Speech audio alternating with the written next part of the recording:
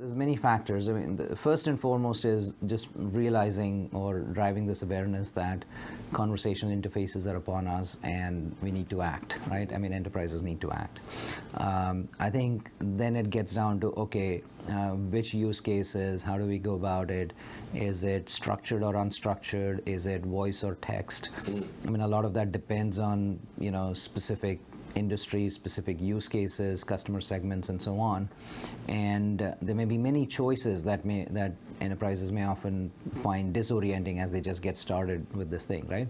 So what I would recommend is to think of it as a learning curve. Yeah. You sort of and anytime you're presented with such situations, it always makes sense to develop something, test it, and iterate over it, because it's not just about what you've built; it's also about your own learning curve. The organization itself has to figure out what's working, what's not working with their consumers for their products and their service and so on, right? But there are some very easy and obvious places to start. Customer support is often an easy place to start because you already have user queries coming in. Yeah. Consumers are expecting to be answered in a certain way, right? So frequently asked questions. There's some companies we talk to, for example, in one instance, they get about 25% of the queries are password reset. Wow. And account recovery kind of queries. And it's a cost issue, but the other is also response time, right? Sure. When you have humans responding, it takes time and effort when it could just be automated and done simply.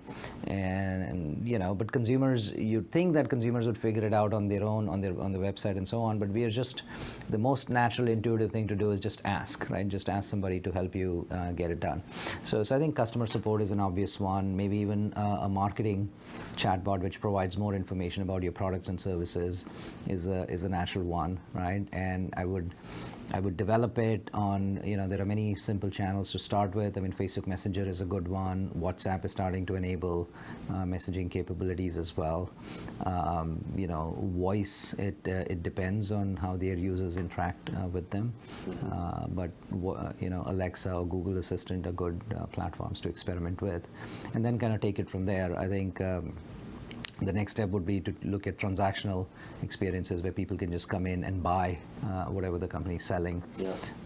Then layering on, Intel AI, natural language processing in particular, would be the next step. So now the bots can get more advanced as well.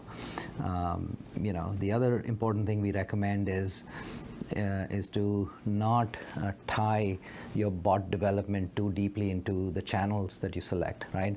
The way to think about it is the core capability of the bot is the brain, right? And then that once you've built that, you just build that once, right? And that can be made available across any channel, whether it be text or voice, Facebook Messenger or WhatsApp or Alexa and so on, because you want to write once and run anywhere, right? Yeah. If you build individual bots for individual channels, then it's a huge problem. It's not maintainable.